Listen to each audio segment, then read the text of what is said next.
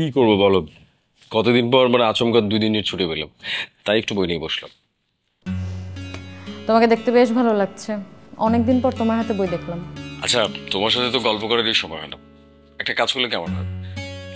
আজকে বিকেলে যদি আমরা ঘুরতে যাই কেমন হয়? সম্ভব না, কিছুদিন পর মুগ্ধর এক্সাম স্টার্ট হবে।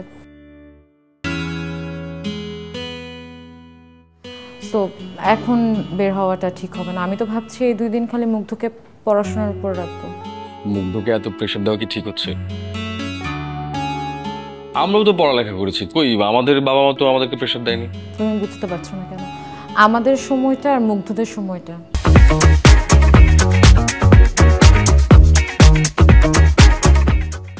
একটা লম্বা গ্যাপ আছে, কিন্তু ওদের লেখাপড়ার আমাদের লেখাপড়ার সিস্টেম তো এক না।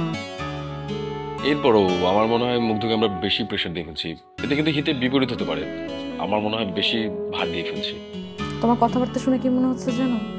মনে হচ্ছে তুমি বাবা মার সাথে আলোচনা করে এসে তারপরে কথাগুলো আমাকে বলছো। যদি তোমার এই ধারণাটা সম্পূর্ণ ভুল।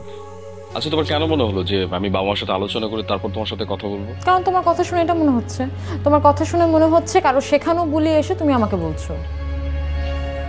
জুলি, আমার মনে হয় কি তোমার মেন্টালিটিটা আরেকটু উন্নত হবে। বাচ্চাটাকে এইভাবে প্রেশার দেওয়া একদমই ঠিক হচ্ছে না। তুমি নীলাকে রেখে দিয়েছো ঠিক আছে, বাবা মাকে মিশতে দিবে না সেটাও ঠিক আছে, সবকিছুর একটা লিমিট রাখা দরকার। লিমিট ক্রস করলে কোনো কিছুর ফলাফল ভালো হয় না। যাই হোক, সে ছুটির দিন, আমি চাই না তোমার সাথে ঝগড়া হোক। আরেকটা কথা, নীলাকে রেখে দিয়েছো মুগ্ধকে দেখাশোনা করার জন্য, সেটা মেনে নিলাম,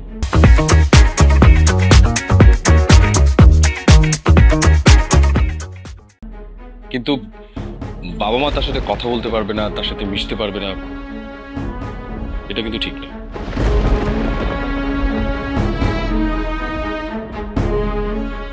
আমি চাইবো সবকিছু আগের মতো সুন্দর এবং স্বাভাবিক হোক, সুন্দরভাবে চলুক।